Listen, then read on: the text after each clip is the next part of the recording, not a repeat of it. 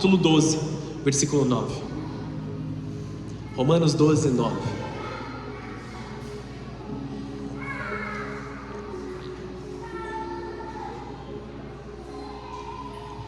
Quem achou diz amém?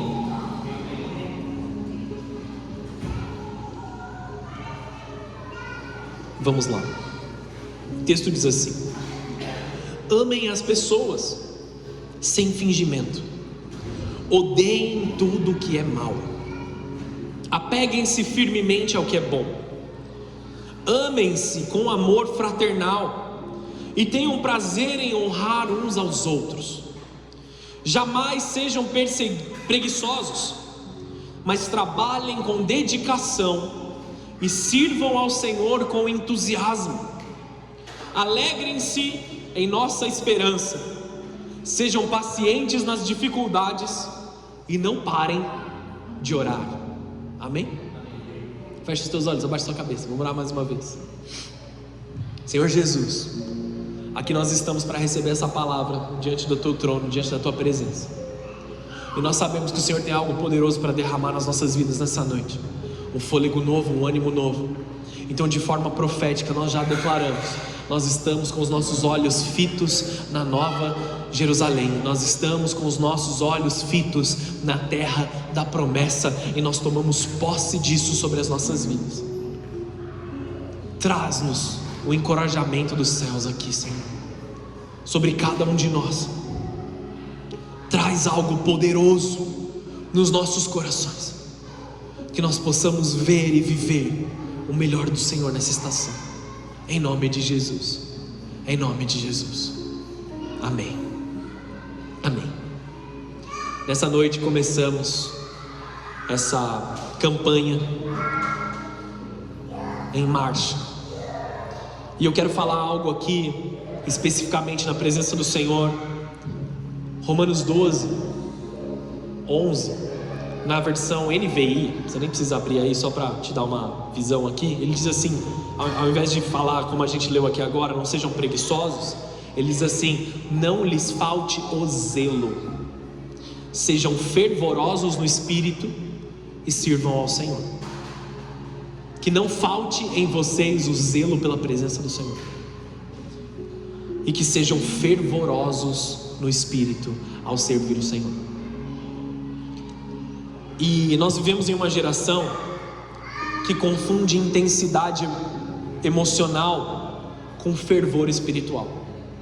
Muitas vezes a gente tem aquela música que é lá em cima, é aquela emoção, todo mundo gritando, todo mundo pulando, e nós entendemos isso como fervor. Amém? Não que seja errado nós adorarmos a Deus com tudo que nós pudermos. Amém? Mas o fervor espiritual, ele não é sobre a altura que nós colocamos a nossa voz, sobre o quanto nós nos manifestamos, o quanto nós corremos, o quanto nós nos desgastamos. Paulo não está falando sobre gritar mais alto. Paulo não está falando sobre nós manifestarmos as coisas de uma forma que as pessoas possam ver claramente, exagerando algo que não é. Paulo está falando sobre viver de uma forma intensa para Deus, sobre não negociar os nossos valores, sobre ter um zelo pela palavra de Deus que não nos deixa viver algo que nós não devemos viver. Amém? Começou a ficar silêncio nessa igreja pentecostal. Hoje não pode ficar em silêncio, amém? Ser fervoroso então não é gritar. Ser fervoroso é agir, é ação, é fé correspondida com obras. Fervor é colocar Deus em primeiro lugar, independente do preço a ser pago. Fervor é permanecer fiel quando ninguém está olhando. Fervor é continuar obedecendo quando a emoção acabou, quando a vontade talvez não esteja mais disponível nos nossos corações. Por isso Paulo diz: nunca lhes falte o zelo. Pessoas zelosas não deixam as coisas passarem, não negociam princípios, não negociam valores, muitas vezes cansados, muitas vezes abatidos, muitas vezes desanimados. eles estão ali vivendo aquilo que Deus propôs para eles. A pressão externa está vindo, mas o fervoroso, o zeloso na presença de Deus, ele faz o que é correto, independente da circunstância. Amém, amados? Posso já começar te pastoreando aqui nessa noite? A gente ama cantar aquela música, a perseguição não parou a igreja, não é nem esse ritmo, é outro ritmo. E a gente fala, o Coliseu não parou a igreja, os leões não pararam a igreja do Senhor. Aí choveu, eita, a chuva parou a igreja do Senhor. O Coliseu não conseguiu, o leão não conseguiu, mas o frio, amados, a garoa é perigosa. Estão aqui ou não?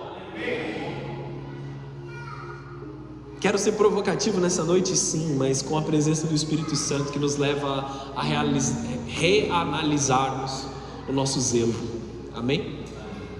Você está falando isso porque eu faltei no último culto, pastor.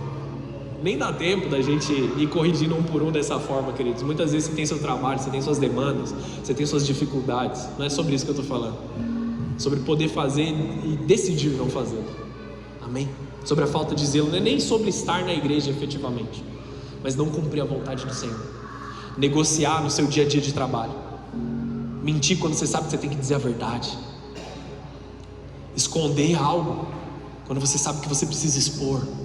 Estão aqui comigo ainda? Vocês estão me entendendo? O zelo nos tira da omissão. Nunca lhes falte o zelo.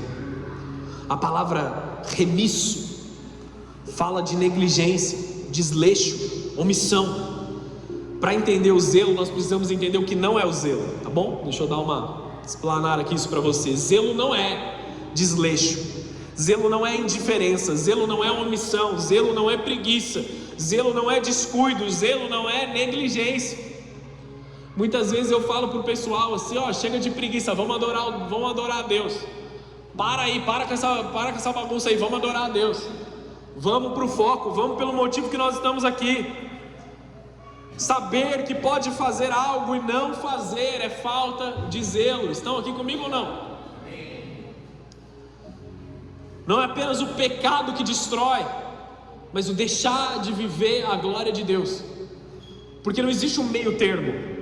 Existe a presença de Deus e a destruição das nossas almas. Não existe um meio termo.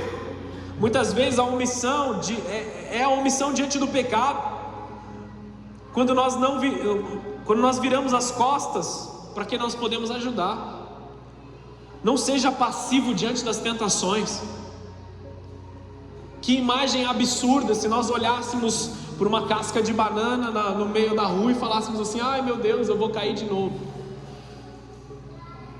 Ai, tenho uma dificuldade, eu vou cair de novo. Olha, uma armadilha, mais uma vez eu vou me machucar. Se você viu, se Deus antecipou isso na tua vida, tome uma ação, porque você não vai desviar de algo que é perigoso para a tua vida. Não ceda ao calor do momento, não negue a sua função, não negue a sua responsabilidade, não deixe de lado aquilo que você construiu. Quantos e quantos anos nós não passamos construindo as coisas, trabalhando, investindo em pessoas, investindo em relacionamento, investindo para que a glória de Deus se manifeste, e por uma decisão errada, um alimento errado, uma discussão, uma reação que nós não deveríamos ter, nós jogamos tudo para o alto. Posso dar uma palavra profética aqui nessa noite? Se você chutar o balde, você terá que buscá-lo. Entendeu ou não entendeu? Quem chute o balde, busca o balde.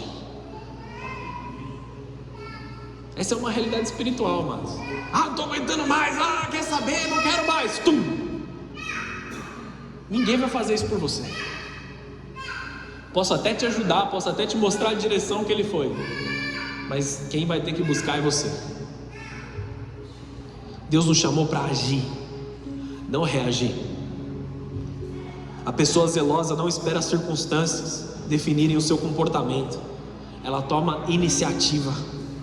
ela possui um ímpeto espiritual. As suas decisões não são baseadas na pressão do momento.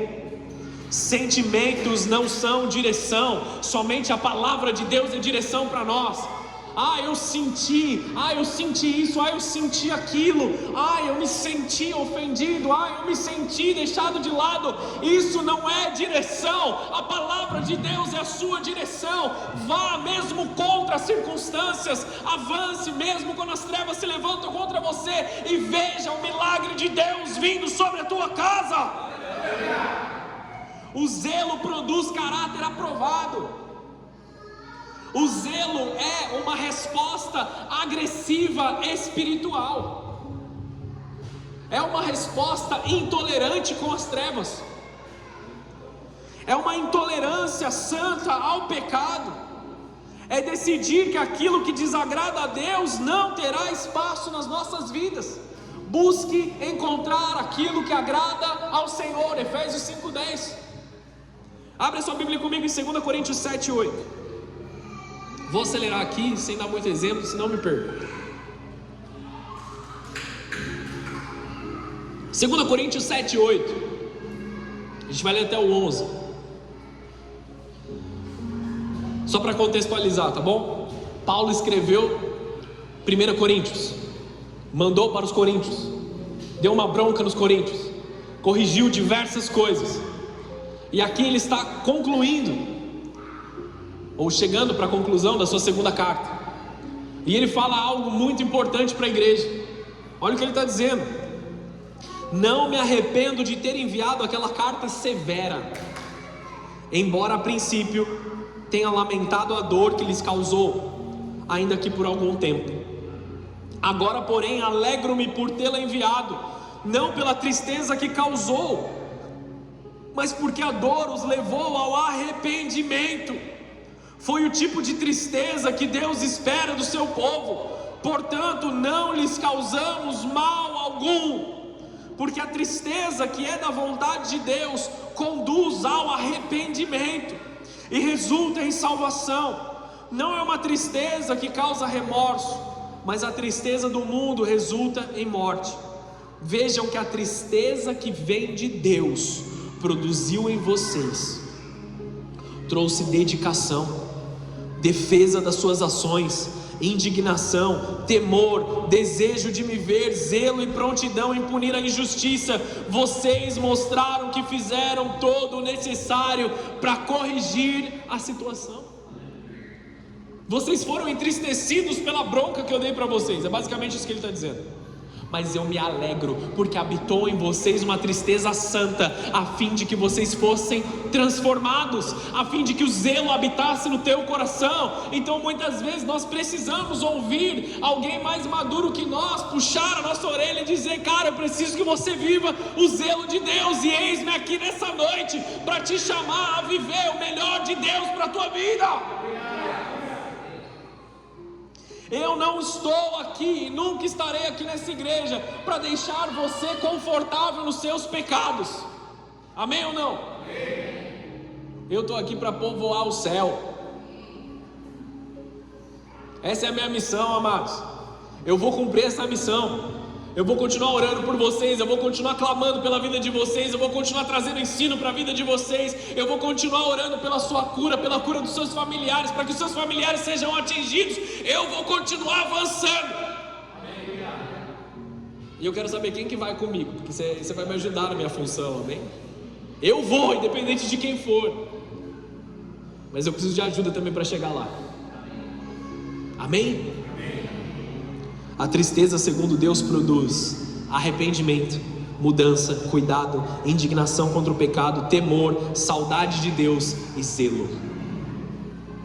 O confronto da palavra produz desconforto, mas esse desconforto, ele é necessário, ele transforma as nossas vidas. Você já deve ter sentido remorso alguma vez na tua vida. O remorso é quando você é pego no erro, sabendo que vem a punição. Aí você se desespera para que não seja punido. Como uma criança que está prestes a apanhar do pai, tem remorso, mas não tem intenção de parar de fazer a coisa errada que fez. Entenderam essa questão? Judas não se arrependeu, ele teve remorso e ele tira a própria vida. Pedro, ele chora, ele se desespera, mas ele se arrepende, ele espera Jesus restituir ele, beleza? Arrependimento verdadeiro gera mudança de comportamento. Caráter é responsabilidade. Omissão é falta de caráter. Caráter é aquilo que você faz quando ninguém está vendo, ou você acha que ninguém está te vendo. A pessoa zelosa, ela faz promessas e ela cumpre. Ela assume responsabilidades, ela termina o que começou. Ela não vive inventando desculpas.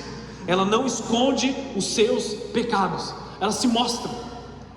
Nós teríamos várias desculpas, amados. Eu teria várias desculpas hoje para trazer aqui e me omitir de fazer aquilo que eu tenho que fazer. O zelo por Deus é uma chave para o caráter aprovado. É um zelo é uma chave para estar debaixo do favor de Deus. Nós falamos no culto passado que estamos vivendo o favor de Deus debaixo dos nossos sonhos, e nós manteremos isso nas nossas vidas se nós estivermos debaixo do zelo que o Senhor propôs nas nossas vidas. Amém, igreja? Não estou falando de zelo pelo servir na casa do Senhor apenas. Eu estou falando de zelo em se encontrar com o Senhor, independente da situação, em manifestar a graça do Senhor, independente da situação. Isaías 5, versículo 13.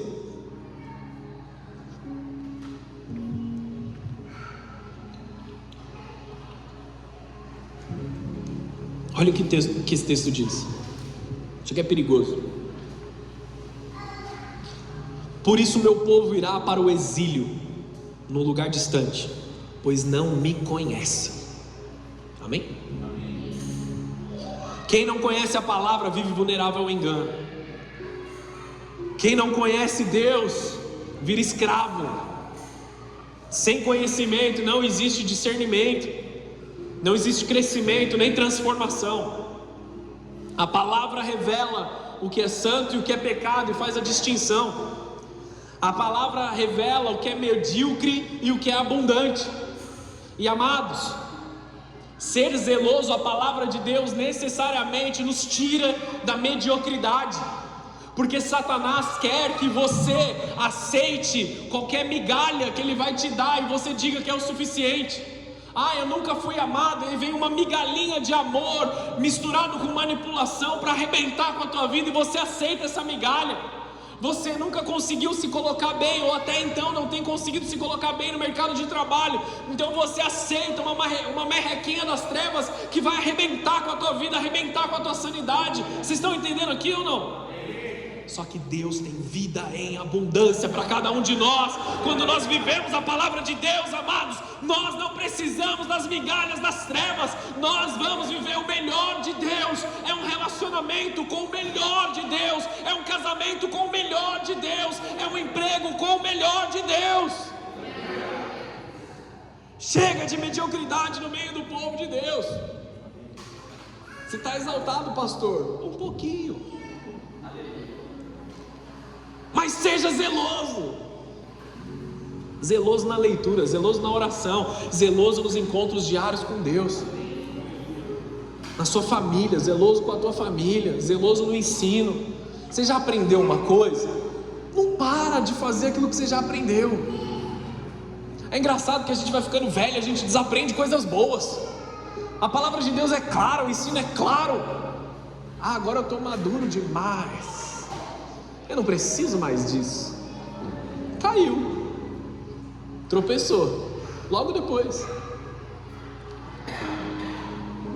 Seja zeloso com os teus olhos, seja zeloso com os teus ouvidos, nas palavras que saem da tua boca.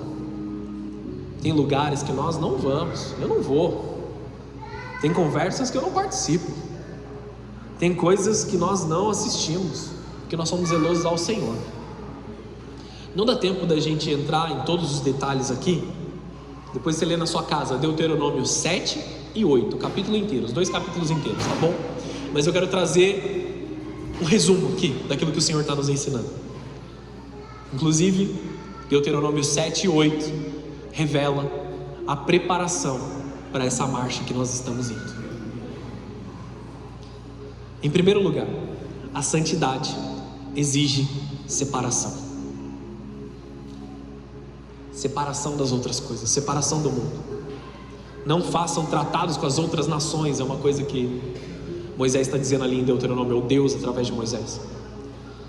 Não tenham pena das outras nações, no sentido de tentar resolver o problema deles e tomar para si o problema deles.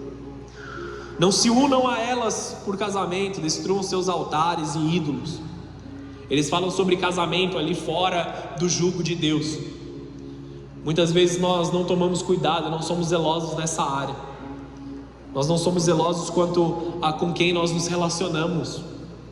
Isso destrói por causa da influência espiritual.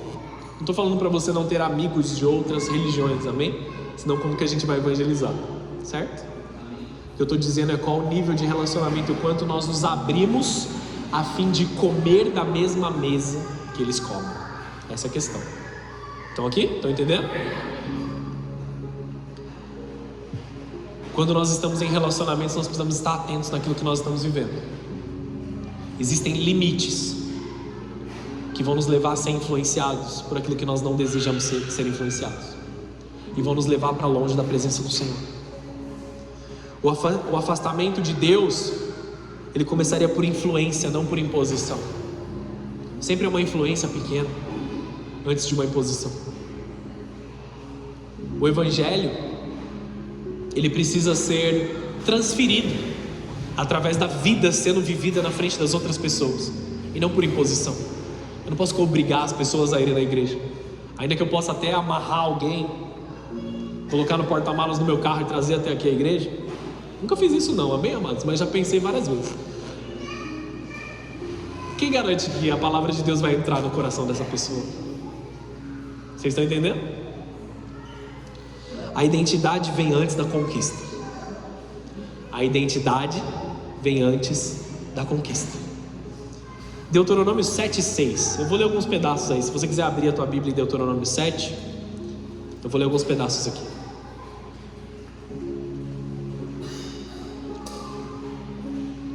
Eu vou ler esse, mas você deixa aberto aí que eu vou ler mais um pouquinho. Deuteronômio 7:6 diz assim: vocês são um povo santo que pertence ao Senhor. Você precisa saber disso. Seu Deus, dentre todos os povos da terra, o Senhor seu Deus os escolheu para serem a sua propriedade especial. Vocês são filhos de Deus. Vocês são propriedade especial. Não são só mais alguém, não é só mais uma pessoa no meio da multidão. Você é filho dele. Ele dá valor para os seus filhos. Vocês são povo santo, pertencem ao Senhor. Vocês foram escolhidos como propriedade especial. Não lutamos para ser filhos de Deus. Nós lutamos porque somos filhos de Deus.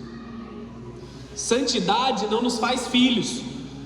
Ser filhos e viver como filhos nos faz santos. É o contrário. Estão entendendo aqui? A escolha de Deus é baseada em amor e graça, não em merecimento. Olha o que o versículo 7 e 8 dizem: o Senhor não se afeiçoou a vocês, nem os escolheu por serem mais numerosos que as outras nações, pois vocês eram a menor de todas as nações. Antes, foi simplesmente porque o Senhor os amou e foi fiel ao juramento que fez aos seus antepassados. Por isso o Senhor os libertou com mão forte da escravidão e da opressão do faraó, o rei do Egito. Não é porque você é bonitão que Deus te escolheu, mas apesar de você não ser bonitão, Deus te escolheu. Estão aqui? Se você é bonitão, Deus te escolheu também. Tá tudo bem? Tá tudo certo. Nós fomos escolhidos por Ele, queridos. Nós fomos separados. Não havia em nós nenhum tipo de beleza, nenhum tipo de formosura, nenhum tipo de merecimento. Não havia em nós nada que poderia motivar a Deus, nos trazer para perto da graça dele. E nós não vivemos no nosso próprio merecimento, nós vivemos no merecimento de Cristo Jesus no madeiro. A graça sempre precede a conquista. Precisamos da graça de Deus para essa marcha. Precisamos da graça de Deus para chegar na terra prometida. Nós precisamos da graça de Deus para alcançar aquilo que nós temos buscado. E talvez essa marcha em direção à terra prometida para você simbolize diversas coisas diferentes, mas eu te digo, a graça do Senhor te alcança para que você chegue nesse lugar.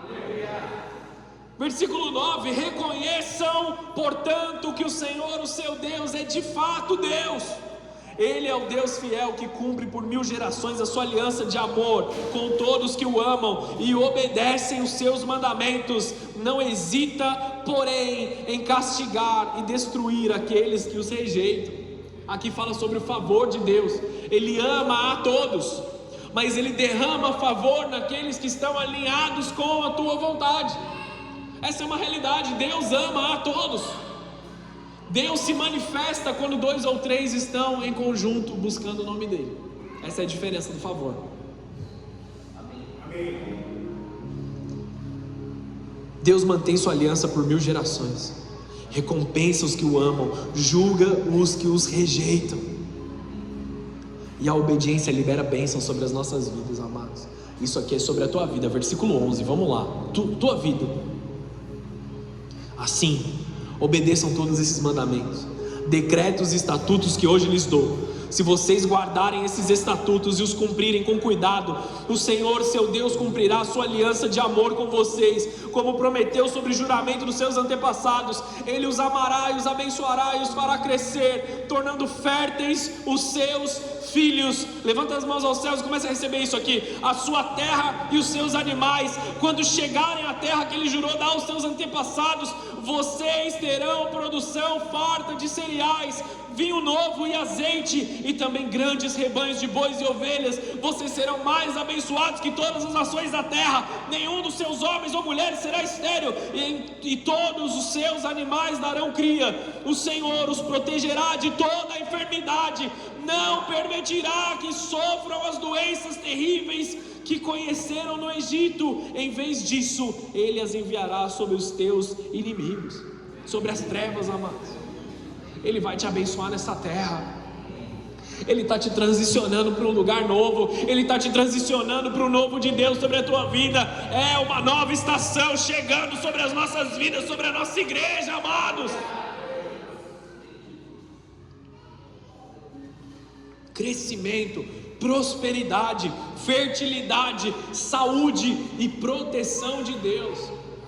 Resumidamente, a obediência abre espaço para a manifestação das bênçãos de Deus nas nossas vidas. Eu sei, eu vejo muitos aqui o quão obedientes têm sido diante de Deus e como eles têm colhido a glória do Senhor. Nós falamos no culto passado sobre sonhos, amém? Falamos disso, vou falar um pouquinho mais. De domingo passado para agora, eu ouvi 3 testemunhos de pessoas que trocaram de emprego e estão vivendo a glória de Deus.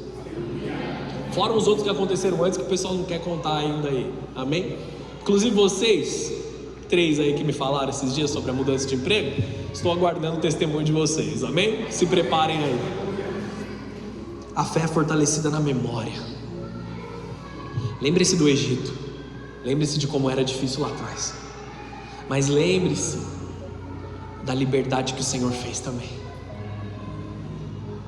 Olha lá atrás a vida que você vivia, não para desejá-la, mas para ser grato a Deus porque você não está mais lá. Relembre do teu testemunho.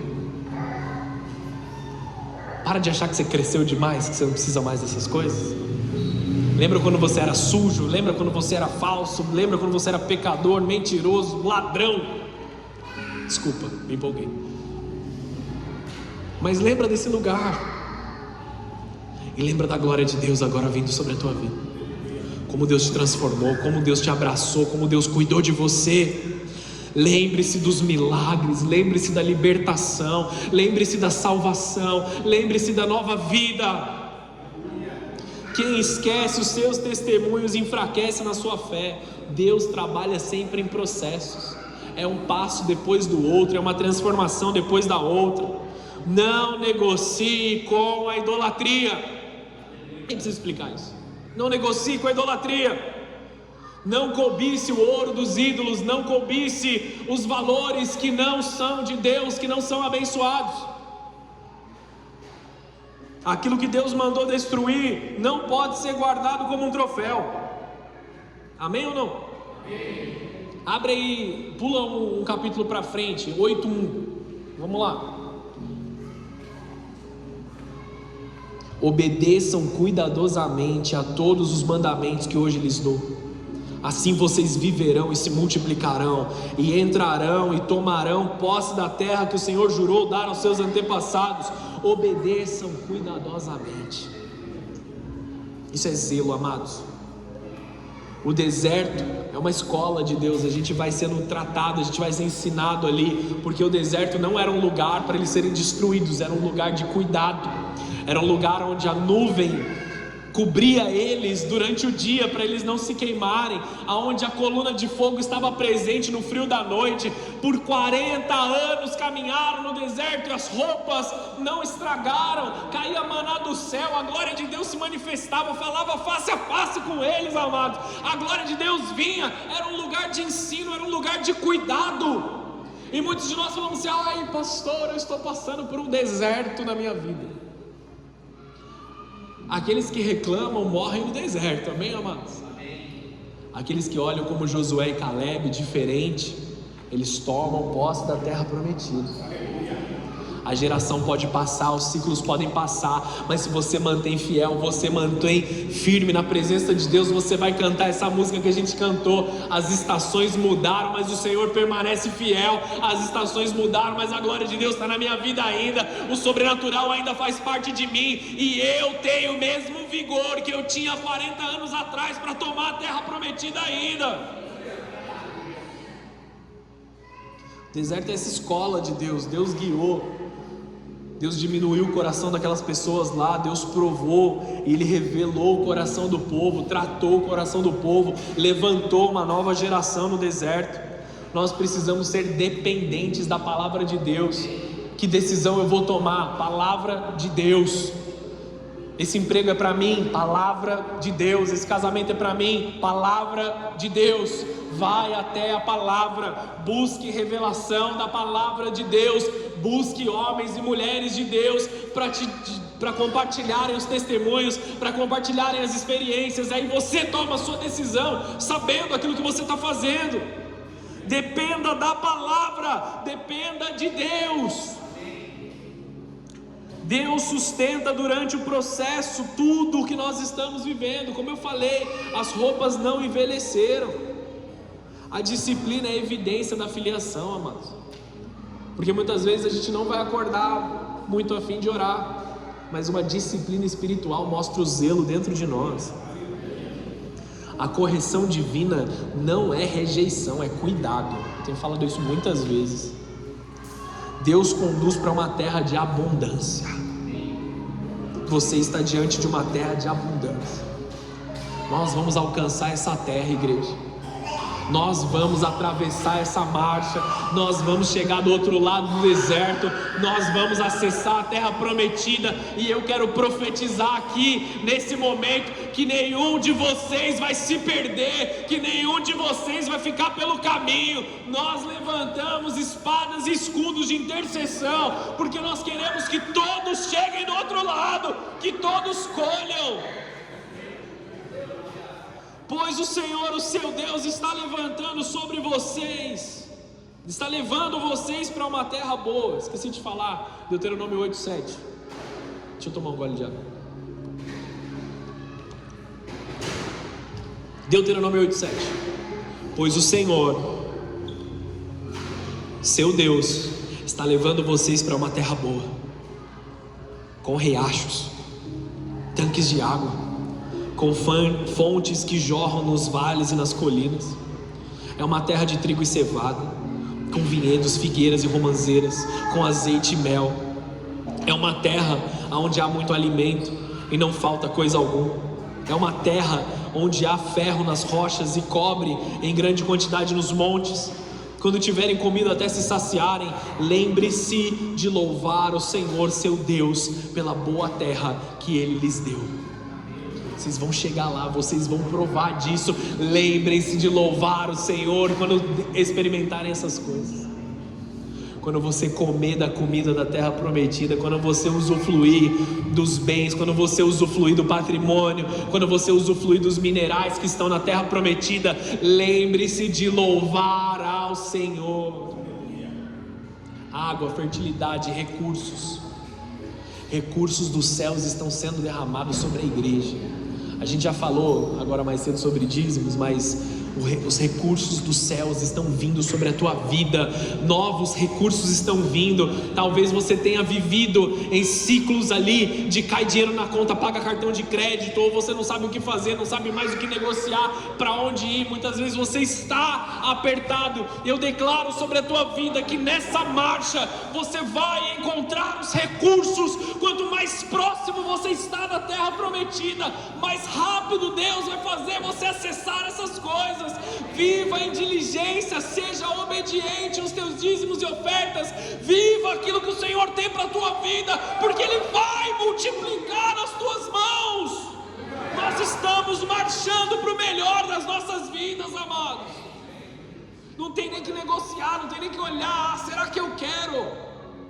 Nós estamos indo em direção ao melhor de Deus para cada um de nós. Uma prosperidade segundo o Senhor, não segundo o mundo, que sobra dinheiro e você usa para a sua própria destruição. É uma prosperidade que vem sobre você para que não tenha nenhum tipo de necessidade, você possa descedentar o teu próximo. Amém ou não? Amém. Essa é a prosperidade dos céus.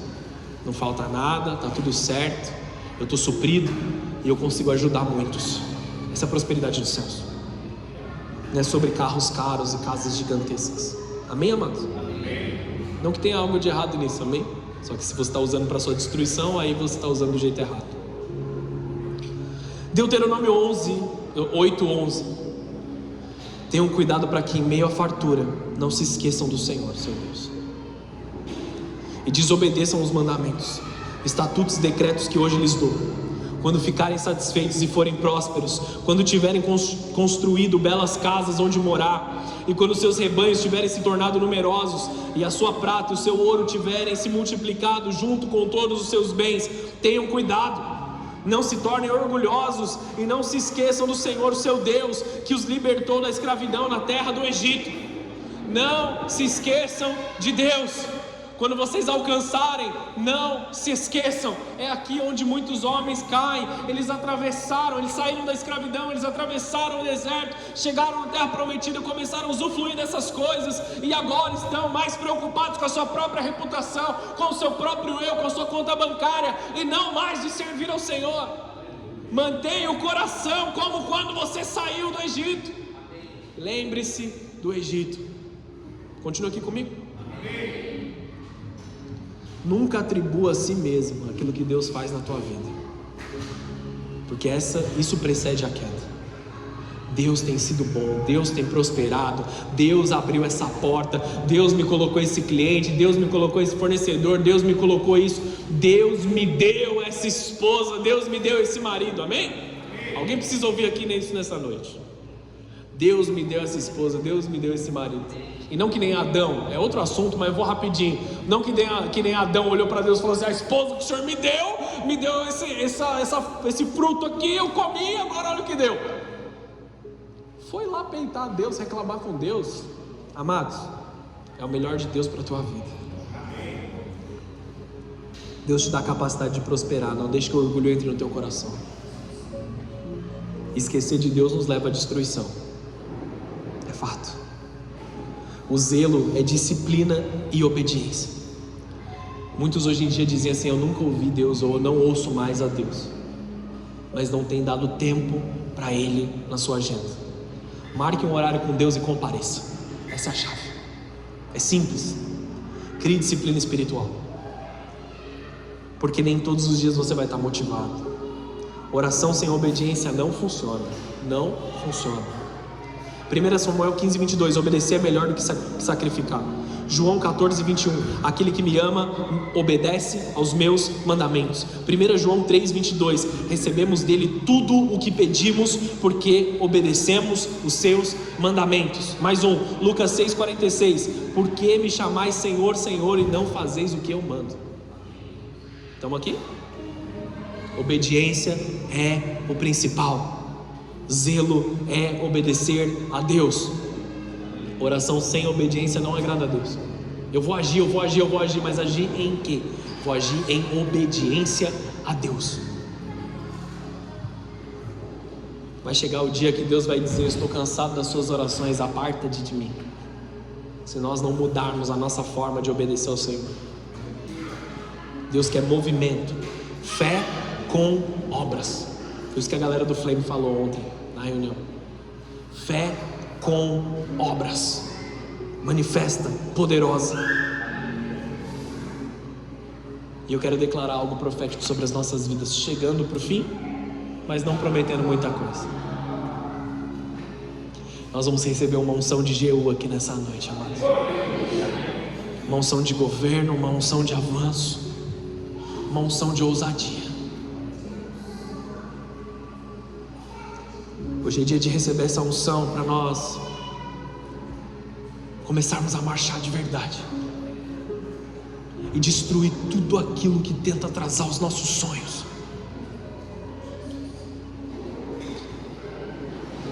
Quando Deus designa alguém para uma missão, Ele não quer que a gente retroceda. Amém? Ele não tem prazer naquele que põe a mão no arado e olha para trás desejando o que tem lá atrás. Ele quer que a gente avance. Ele ungiu um rei, ou todos os reis na verdade eram ungidos para que eles fizessem algo. E nós temos duas figuras aqui, Acabe e Jezabel. Já falei algumas vezes sobre Acabe e Jezabel. Acabe representa o homem omisso, um banana, sem posicionamento, inconstante, reativo e sem liderança espiritual. Acabe não tem espaço em nosso meio, amém, homens? Somos os valentes. Jezabel, por outro lado, que era esposa de Acabe, esses dois espíritos acabam andando junto. Ela representa a sedução, a manipulação, o controle, mas não o controle segundo a vontade de Deus, o controle manipulativo e o engano. Acabe abandonou a sua função de liderar o povo. Ele entregou a função para o espírito de bruxaria que habitava em Jezabel. Jezabel assumiu o governo espiritual da casa. Só que Deus levantou Jeú como novo governante. Jeú, ele foi levantado para mudar o governo da nação. Elias confrontou os falsos deuses. Jeú confrontou o sistema que sustentava os falsos deuses. 2 Reis, capítulo 9, versículo 30. Não precisa abrir não, acompanha comigo no telão, só para a gente acelerar para o fim aqui. Quando Jezabel soube que Jeú tinha chegado a Jezreel, pintou os olhos, arrumou os cabelos e sentou-se em frente a uma janela. Quando Jeú entrou pela porta do palácio, ela gritou para ele: veio em paz, assassino. Como é você? Você é como Zinri, que matou o meu senhor. Que matou o seu senhor. Jeú olhou para cima, viu Jezabel na janela e gritou: quem está do meu lado? 2 ou 3 eunucos olharam para ele, e ele disse: joguem-na para baixo, ordenou Jeú. Eles a jogaram pela janela, o sangue espirrou na parede e nos cavalos, e Jeú atropelou o corpo com as patas dos seus cavalos. Ai, pastor, que horror! Presta atenção na palavra de Deus, amém? Não seja ofendido como o mundo é ofendido e imaturo. Nós estamos falando de uma pessoa que estava oprimindo Israel, que teve mais do que oportunidade de se arrepender e mudar, mas ela operava com o espírito de bruxaria, com o espírito de feitiçaria. Ela fez a escolha dela, amém, amados? Vocês estão entendendo isso aqui? Quando Jezabel percebe a chegada de Jeú, ela tenta seduzir ele. pintou os olhos, se arrumou, foi para a janela e tentou intimidar ele. Você vem em paz ou não, seu assassino? Ela tentou se mostrar bonita e tocar o coração dele. Ela se pinta, se enfeita, olha pela janela. Só que Jeú nem negociou, ele nem respondeu, ele nem olhou para ela, ele nem quis dar oportunidade de errar, ele nem olhou. Quem está aí comigo? Manda ela para baixo. Quem tem um coração junto com o meu coração, que nós vamos liderar o povo para chegar na vontade de Deus, manda para baixo Jezabel. Jeú não conversa, Jeú não faz acordo, Jeú não é seduzido, Jeú executa a palavra do Senhor. Jezabel teve oportunidades suficientes para se arrepender, mas chega o dia em que Deus finalizou. Ele tinha dito: aquele que não for obediente, aquele que recusar se obedecer, aquele que fizer as coisas más, ele terá um futuro ruim. E chegou o momento ali de Acabe e de Jezabel encerrarem o seu reinado, para que a glória de Deus se manifestasse em Israel. E chegou o tempo do gigante que tem atrasado as nossas vidas, que tem parado o nosso avanço espiritual, soltar a mão. A crise foi dominada, agora nós avançamos como um exército. O homem e a mulher zelosos não negociam com o pecado, não negociam com o engano, não negociam com as trevas.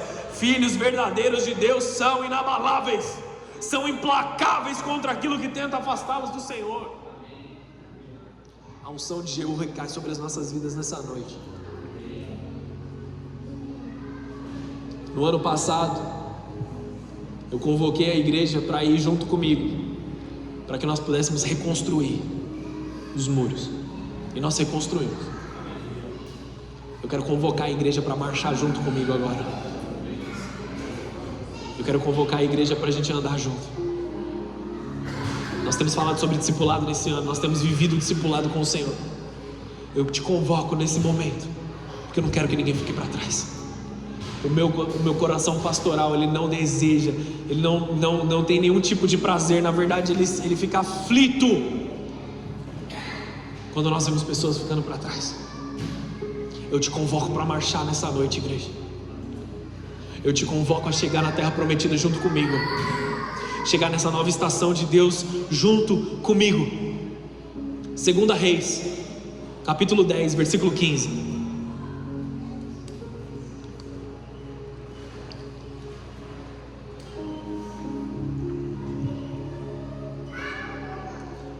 Quando Jeú partiu dali, encontrou Jonadab, filho de Recabe, que vinha falar com ele. Depois de cumprimentá-lo, Jeú disse: você é leal a mim como eu sou leal a você? Sim, eu sou, respondeu Jonadab. Então me dê a sua mão, disse Jeú. Jonadab estendeu a mão e Jeú ajudou a subir na carruagem. Ele disse: venha comigo e você verá a minha dedicação ao Senhor, você verá o meu zelo ao Senhor. Jonadab foi com ele. Quando Jeú chegou a Samaria, matou todos que estavam ali da família de Acabe, como o Senhor havia anunciado por meio de Elias. Venha comigo e você verá o zelo que eu tenho pelo Senhor. Amada igreja, vocês sabem o zelo que nós temos pelo Senhor, vocês sabem o nosso coração para com vocês. A pergunta que eu te faço nessa noite, igreja: o seu coração está comigo como o meu coração está com você? O seu coração está comigo para a gente marchar como o meu coração tem marchado pela tua família? O seu coração está comigo como o meu coração tem chorado com os que choram e se alegrado com os que se alegram aqui nessa igreja? De forma profética, amados, não achando que eu alcancei alguma coisa. Eu sou o pior dos pecadores ainda, mas eu quero te chamar a imitar a Cristo como eu tenho imitado a Cristo. Eu quero te chamar a entregar tudo mais uma vez no altar do Senhor. Eu quero te chamar para nós caminharmos em direção ao melhor de Deus para as nossas vidas. O seu coração é comigo como o meu coração é com o de vocês. O zelo é transmitido através da caminhada, através da marcha, juntos. através da comunhão, através da companhia. Zelo é demonstrado nas atitudes, no companheirismo, na disponibilidade, na fidelidade, na honra, traduzida em palavras e ações e na aliança que nós temos. Seu coração é comigo. Amados, eu estou sonhando, amados. Eu estou sonhando. As minhas orações são: Deus, que falte cadeira. As minhas orações são: Deus, manda aqueles mais malucos que estão lá para a rua. Quando eu saio de casa para ir para qualquer lugar na cidade, eu fico olhando para as pessoas: Deus, leva esse para a igreja, Deus, leva esse para a igreja, Deus, me dá uma oportunidade de falar algo para tal pessoa. Eu vou para o jiu-jitsu ali, e toda vez eu vou e evangelizo alguém. Lá os caras já me chamam de pastor, não é? Os caras já me chamam de pastor, eles já sabem qual que é. Amados, essa é a nossa vida. Eu estou sonhando, amados, com um ministério infantil sendo cheio de criança de novo, com mais salas sendo feitas, com a necessidade de ter que mudar nesse prédio de novo. Amados,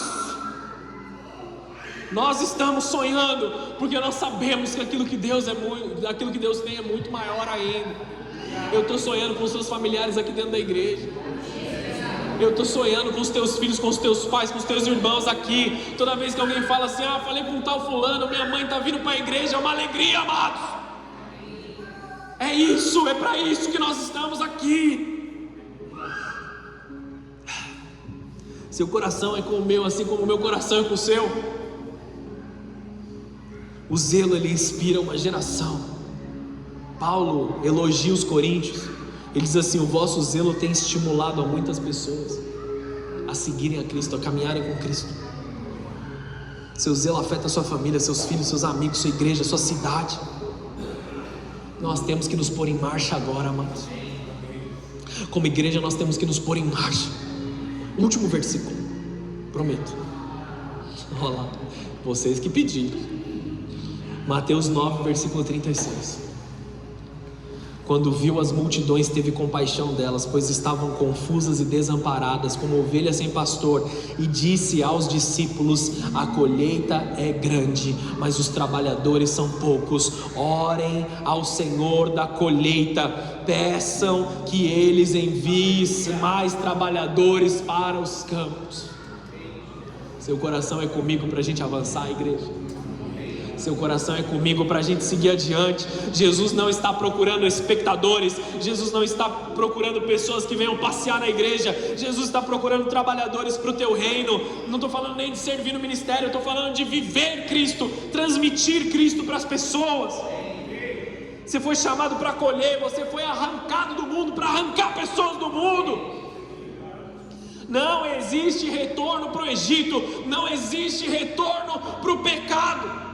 E eu vou te falar, nessa nova estação, não existe espaço para negociarmos com as trevas. Não existe metade na igreja, metade no mundo. Ou a gente vai de cabeça, ou nós seremos tragados pelas trevas, amados. É o tempo de vivermos o sobrenatural. Não existe retorno para a vida velha. Nós fomos chamados como uma igreja apostólica para avançar. E temos que sonhar com o avanço da igreja, evangelizar, salvar vidas, arrancar pessoas das trevas, fazer discípulos, cuidar dos negócios do Pai. Avante, tropa. Aquele que conhece o dom que Deus lhe deu é portador de milagres. Eu e vocês somos portadores de milagres. Porque Deus fez um milagre na tua vida, Ele vai fazer através da tua vida. Porque Deus operou maravilhas em você, Ele vai operar através de você. Hoje Deus está derramando sobre essa igreja uma unção de Jeú, uma unção para avançar, uma unção de governo, uma unção para desafiar a cultura, uma unção para desafiar o status quo, uma unção para desafiar aquilo que é comum lá no mundo, para dizer: isso aqui não é o que Deus tem para a tua vida. Deus vai transformar, Deus vai mudar. É uma intolerância contra o pecado, uma intolerância contra as trevas, nunca contra as pessoas, mas um amor profundo que entrega tudo em favor do teu próximo. Um amor disponível, um amor que entrega a mão, um amor que abraça, um amor que cuida, que visita, um amor que sente, uma unção que destrói a sedução do pecado. Todo espírito de bruxaria e feitiçaria que estava sobre a tua vida está arrancado agora das mãos de Satanás. Não tem autoridade sobre você. A unção que destrói a passividade espiritual está sobre nós. Hoje é dia de lançar da janela tudo aquilo que tenta governar a tua vida. Feche teus olhos, abaixe sua cabeça. Bola de Neve de Guararema, vocês estão comigo? Bola de Neve Guararema, vocês estão disponíveis para a gente avançar? Eu fiz um chamamento no altar no ano passado, para que nós pudéssemos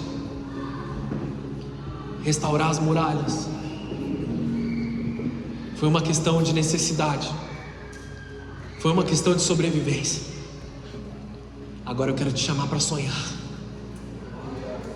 Agora eu quero te chamar para colher tudo que a gente plantou nesses últimos anos. Eu sou grato a Deus por cada um daqueles que estiveram comigo aqui desde o começo, desde a primeira reconstrução. Quando eu fui enviado para cá, depois de todas as situações que aconteceram, eu sou grato a Deus por cada vida que permaneceu, cada vida que lutou, cada vida que batalhou. E eu te chamo mais uma vez, porque agora é hora da gente colher. Agora é hora da gente alcançar. Agora é hora da gente sair desse lugar e marchar, colhendo tudo que Deus tem para nós.